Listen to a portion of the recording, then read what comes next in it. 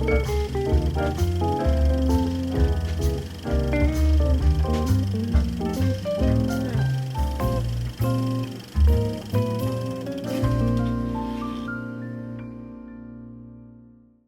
lá, atenção, gravando. Olá, está na hora do nosso papo sobre o universo do audiovisual. O Tela Aberta está só começando e o tema de hoje é a Mostra Audiovisual Estudantil Joaquim Venâncio. E quem está aqui comigo é Gregório Albuquerque. Gregório, seja muito bem-vindo ao nosso Tela Aberta. Muito obrigado. Estar aqui é uma grande alegria de estar conversando sobre o audiovisual, sobre a educação audiovisual com vocês a partir da mostra. Muito obrigado, agradecer o convite. Gregório é pesquisador do Núcleo de Tecnologias Educacionais em Saúde e professor de audiovisual na Escola Politécnica de Saúde Joaquim Venâncio, da Fundação Oswaldo Cruz, a nossa Fiocruz.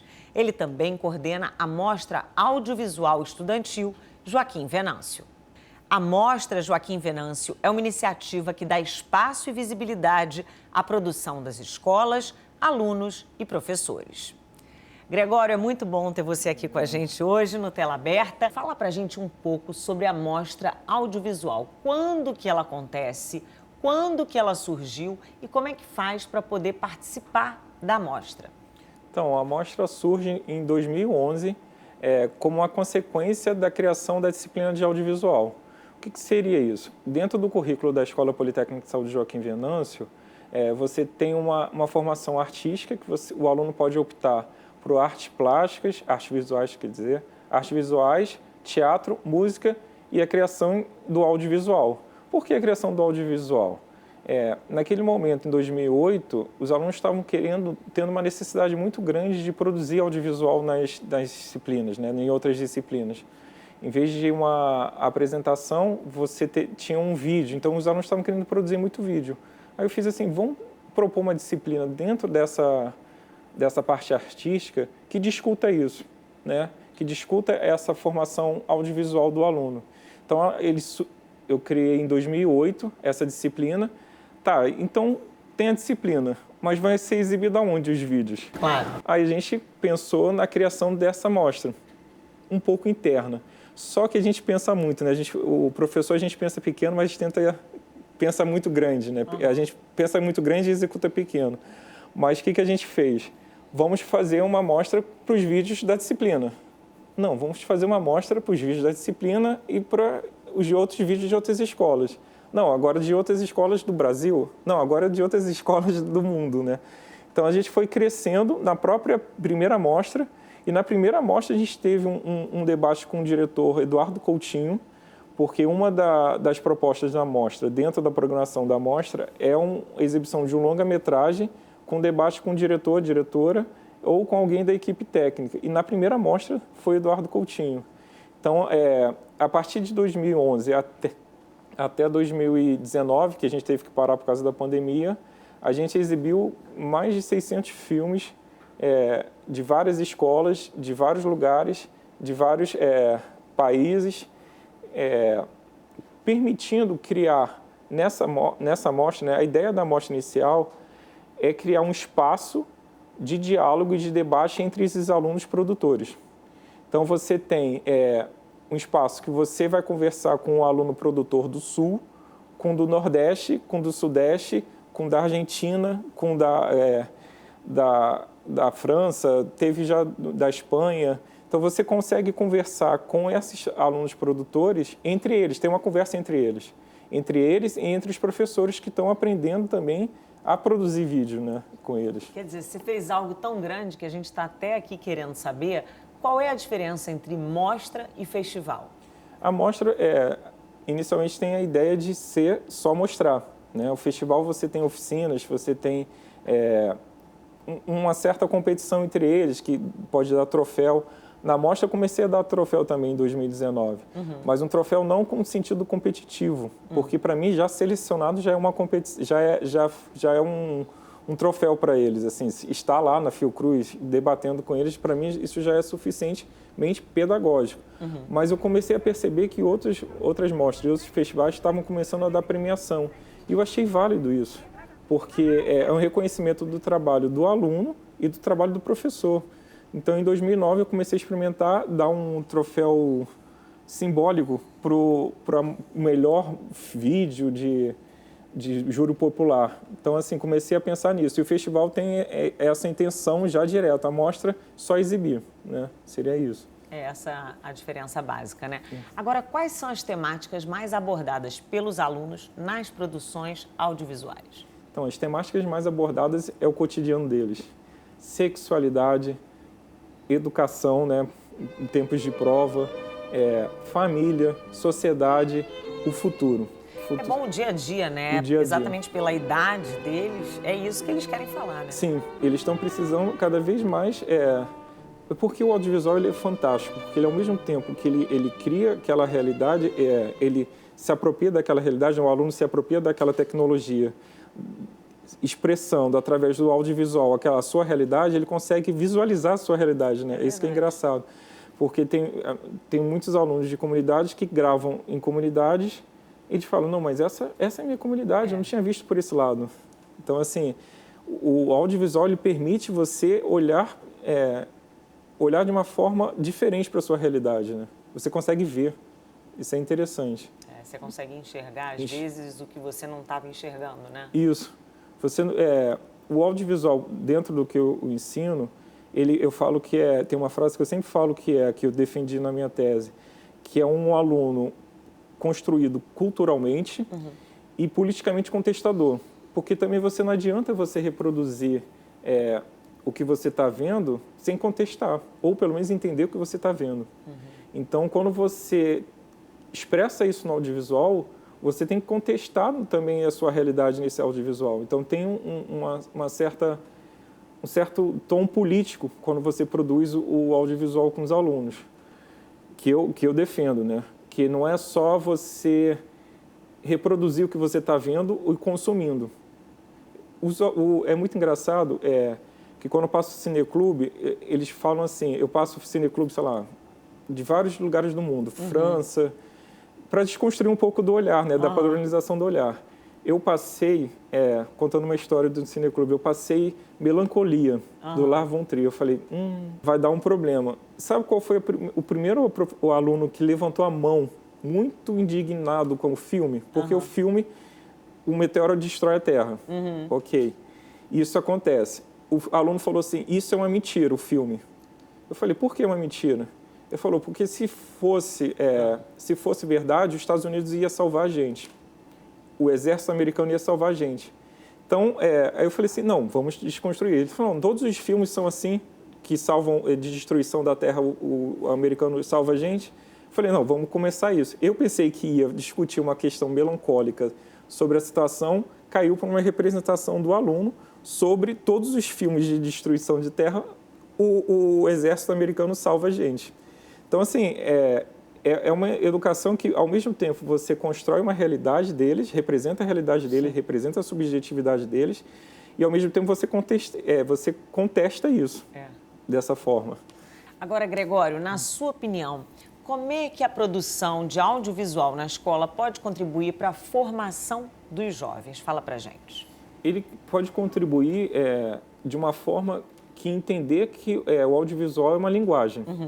Primeiro de tudo, não somente uma ilustração ou uma forma de ilustrar um conteúdo. Não estou falando que é errado, mas geralmente quando você tem um contexto histórico, você passa um filme. Eu sempre falo para os meus alunos, quem nunca viu o Nome da Rosa? Quem nunca viu o Nome da Rosa? Quem nunca viu Carlota Joaquina? Quem nunca viu Tempos Modernos? Porque esses filmes ilustram um determinado momento.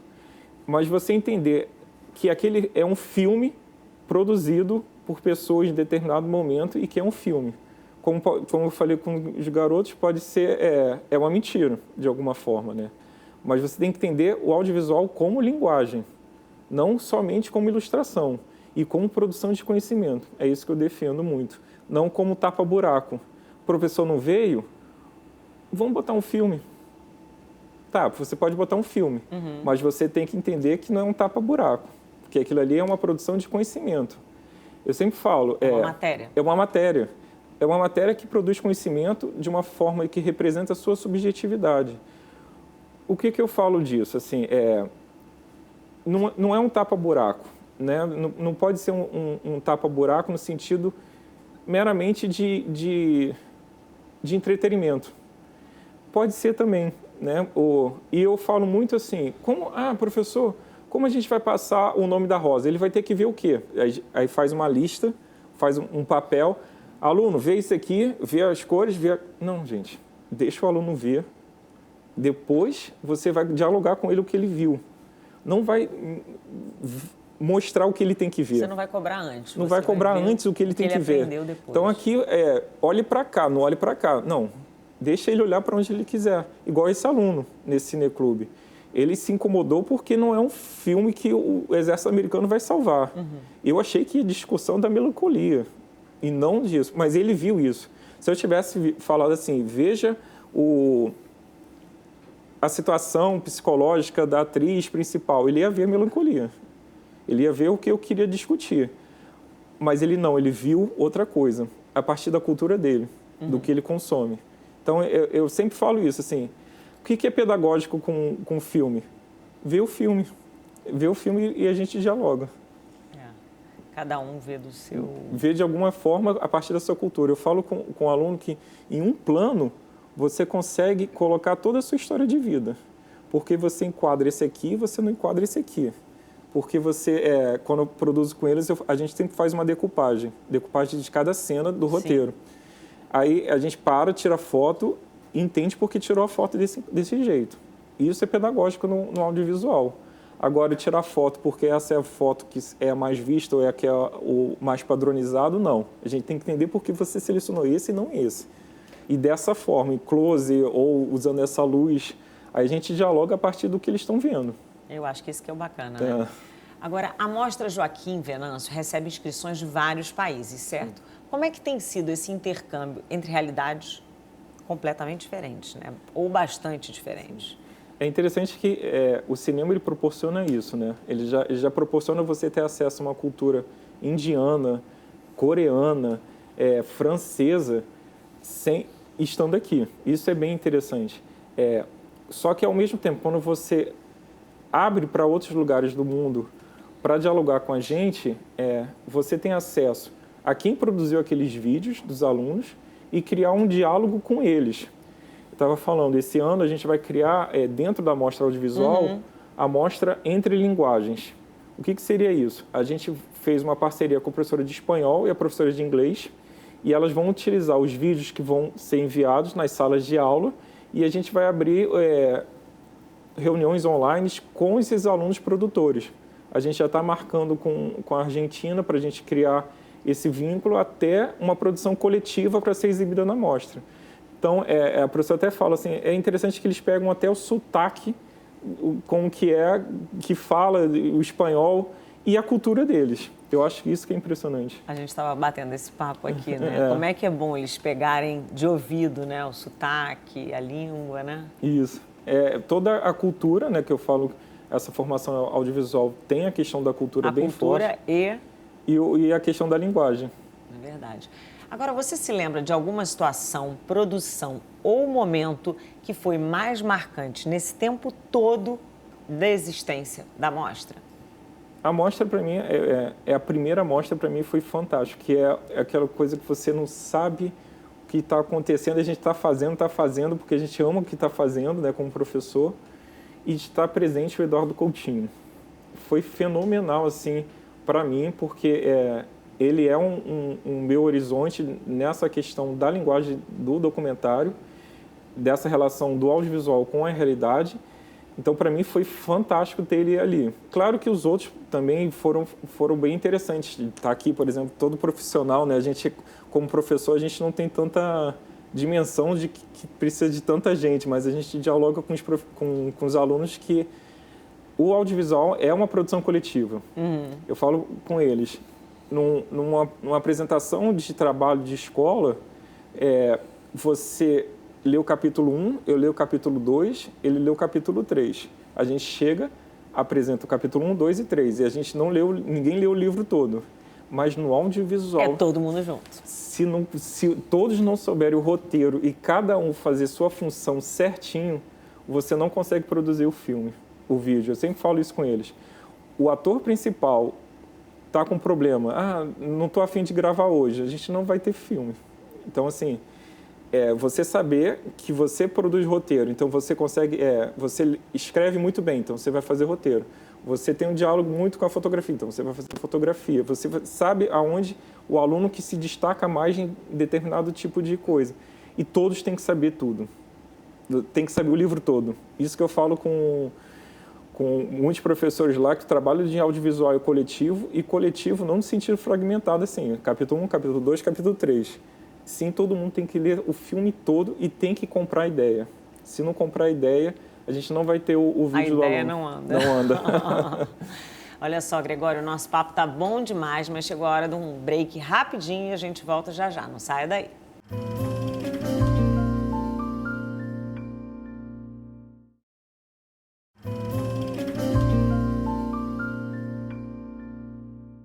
Estamos de volta com Tela Aberta de hoje, conversando com o professor e pesquisador Gregório Albuquerque sobre a mostra Joaquim Venâncio e o trabalho na área do audiovisual. Gregório também é diretor e me fala uma coisa, Gregório, como é que surgiu a outra faceta do seu trabalho? Fala pra gente. É muito engraçado que antes eu era chamado de professor e agora professor cineasta. Oi, sou eu? É você. Então, o documentário Ilva, que eu produzi em 2019, 2020, ele surge reflexo da minha formação audiovisual que eu tive desde 2004 em sala de aula. Ilva foi minha professora de teatro também na Escola Politécnica na Fiocruz, a Escola Politécnica Joaquim Venâncio na Fiocruz. Ela foi minha professora de teatro e quando eu virei professor de audiovisual, a gente começou a trabalhar junto essa relação entre linguagens do teatro e do audiovisual, né? A gente começou a trabalhar e em 2015, 2016, eu falei assim, gente, eu preciso fazer um filme sobre a história de vida da Ilva Ninho, porque ela tem muita luta, muita história e eu precisava representar isso de alguma forma no audiovisual, porque eu entendo o audiovisual como um lugar de memória. Né? Então, você grava a história dela, grava determinadas histórias, você tem ali uma memória fixa dela, né? Uma memória registrada dela. Então, em 2015, começo a produzir editais, novato disso, né? Não é uma coisa fácil. Não. Eu falei assim, então vamos para a guerrilha, vamos com a câmera na mão, passando pires, e a gente conseguiu levar ela para Pernambuco, para a família dela. A Ilva sai de Pernambuco com um golpe de 64, vindo aqui para o Rio de Janeiro. Começou a dar aula em Manguinhos, na fábrica Flash, ali, e depois para a ENSP na Fiocruz e Escola Politécnica. Então a gente leva ela para Pernambuco e faz um encontro dela com as memórias dela. Ela disse que não tinha voltado depois do golpe de 64. Ela fugiu durante 13 dias até aqui, porque ela tinha que estar escondida do exército, junto com o marido do Luiz Mendonça. Então, eu gravei esse encontro dela, com essas memórias. A gente foi até Brejo de Madre de Deus, e ela nasceu em Floresta. A gente foi lá, encontrou toda a trajetória dela de vida até Pernambuco e construiu esse documentário. Então, a gente agora separou um trechinho do documentário Ilva. A gente vai ver e segue daqui a pouco com um papo sobre o documentário. E aqui dentro a gente trabalhava, era o momento de cultura popular. Luiz Mendonça, que é o esposo dela, montou um alto do Natal, onde nós, antes da missa da meia-noite, no Natal, nós apresentamos um espetáculo, né? O nascimento de Cristo, tal, aquelas coisas todinhas. Foi então, o boi e o burro a caminho de Belém. Pronto. Então, ali nós representamos, teve artistas como Zé Vil, que iniciou aqui, fazendo o Alto do Natal, lembra Zé Vil? O primeiro trabalho de Vil que fez, foi esse aí. Aqui, nesse cantinho. Pronto. E depois aí fizemos esse Alto do Natal, aí o padre no dia, depois da peça, aí vai ter a procissão trazendo o material de celebração, né? Aí colocaram os atores todos na procissão. Aí o pessoal disse, puxa, a gente hoje virou santo, deixou de ser comunista, agora vai ser santo. Pronto, tá todo mundo lá no meio. Gregório, a gente estava comentando aqui sobre a personagem Mirna, né? Sim. A personagem Mirna é a Ilva Ninho, que foi minha professora na Escola Politécnica na Fiocruz. Ela foi minha professora de teatro, né? Como eu falei, tem as opções de teatro. E quando eu virei professor de audiovisual, a gente começou a fazer um trabalho conjunto entre as linguagens do teatro e do audiovisual. Nessa trajetória do filme que eu fiz com ela, eu continuei aprendendo com ela. Que uma coisa que eu perguntava para os diretores, que ela sempre trabalhou, todos os diretores, porque ela tinha representação sempre da questão da empregada, né? Da questão de ser sempre empregada. E ela me ensinou que assim, a questão não era ser empregada. A questão ela falou que fez todas as empregadas da melhor forma possível. Porque ela fez muito bem mesmo. Fez muito bem. Porque as empregadas existem. A questão, quando é representada, como fosse um anexo da patroa. As empregadas precisavam ter histórias. Então, assim, o problema não é ser empregado. O problema é quando a empregada não tem história nas narrativas. Ela tinha história, uma personalidade forte, né? Ela ganhava da patroa nas novelas que ela queria chamar muita atenção. Não sei se ela chamava mais atenção, mas ela tinha bastante personalidade. Por quê? Porque as empregadas têm história. E isso eu aprendi com ela, com o Eduardo Coutinho. Então, toda essa trajetória me fez aprender mais ainda com ela, entendeu? Assim, o problema, Gregório, não era eu ser a empregada.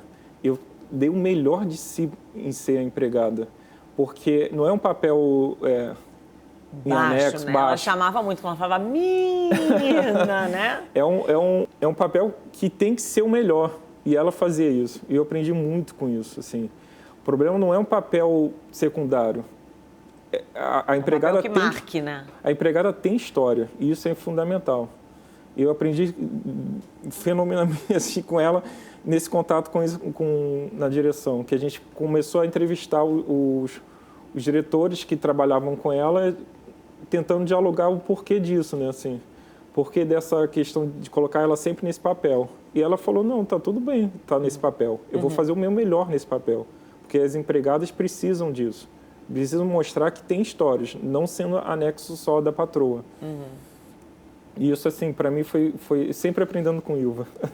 Gregório, agora falando de gênero, por que você optou pelo formato de documentário e não ficção, por exemplo, para falar da Ilva?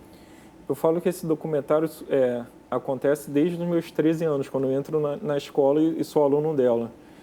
Porque o documentário ele permite registrar esse contato com ela, essa minha história com ela. E não foi à toa que quando a gente chega em Pernambuco, ela apresenta toda a família, apresenta todos os álbuns de família, toda a memória dela, porque ela foi minha professora desde os 14, 13 anos. Então, esse contato que eu tive com ela era para ser registrado.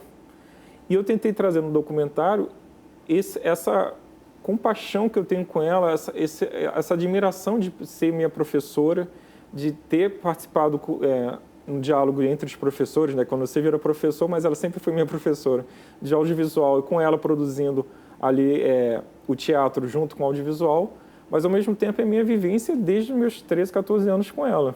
Então eu falo que o meu documentário surgiu a partir disso. E eu optei pelo documentário não ficção para mostrar essa minha relação com quem está sendo pesquisado, quem está sendo entrevistado, quem está sendo mostrado. Que eu, como diretor, tive contato com ela, tive uma história que foi mostrada no filme. Essa relação que eu tive de aluno, de professor junto com ela, de parceiro de escola e como direção. Ela coordenava tudo. Ela escolhia qual roupa, o que quisesse.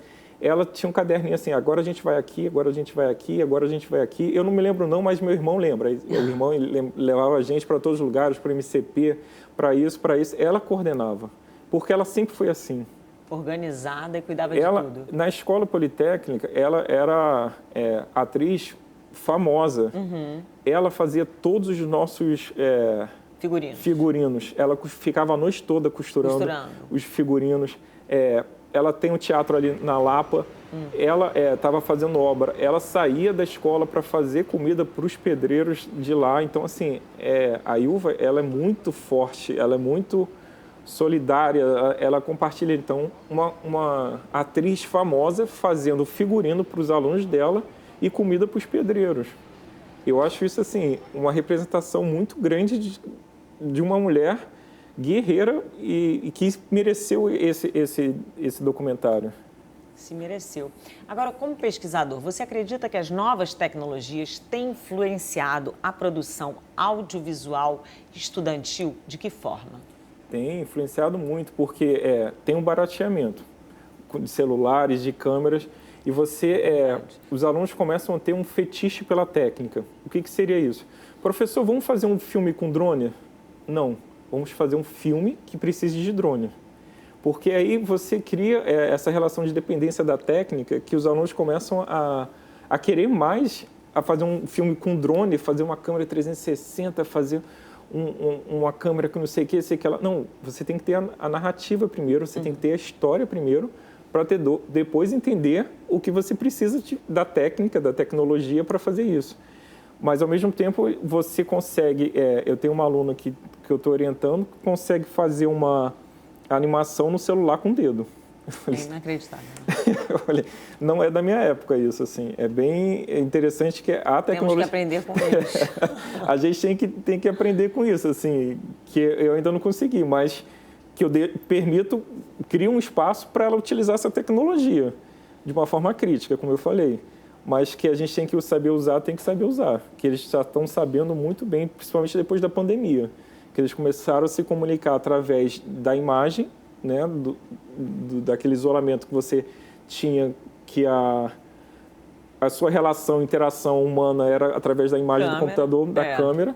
Então, eles começaram a desenvolver muito isso, e a gente tem que entender isso, qual é o reflexo disso. E essa geração que a gente está tendo é a geração que já pegou a internet rápida, não de escada, já pegou as câmeras muito boas, os celulares muito bons.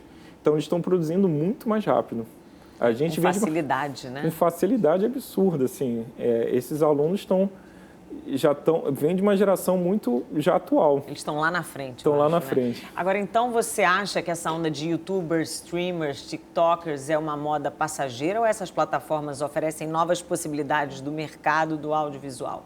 Eu acho isso fantástico, porque antes, quando eu defendi minha tese, eu entendia o audiovisual dentro da educação, né? Dentro de uma formação cultural. Depois da pandemia, eu comecei a entender o audiovisual como forma de trabalho. Por quê? O aluno chega para mim e fala, professor, essa disciplina vai me ajudar a bombar o meu canal? Eu falei, não, eu discuto na questão do ver, bombar o canal? Acho que sim, eu acho que pode ser. E outro que já entra trabalhando em casamentos e aniversários, produzindo vídeos, videomaker, story não sei o quê. Mas você faz o quê? Não, eu vou nas festas, eles me contratam nas festas para fazer stories das festas. A gente tem que entender também isso. E a possibilidade que essa formação audiovisual também potencializa o ambiente de trabalho. A Fiocruz forma técnicos em saúde, mas ela tem um currículo integrado, que você também pode sair para a saúde ou trabalhar também como audiovisual, como tem muitos na área de cinema, de audiovisual. Então, entender também o lugar do audiovisual na educação, mas também como possibilidade de trabalho atualmente. Eu acho que esse mercado está aquecendo, né?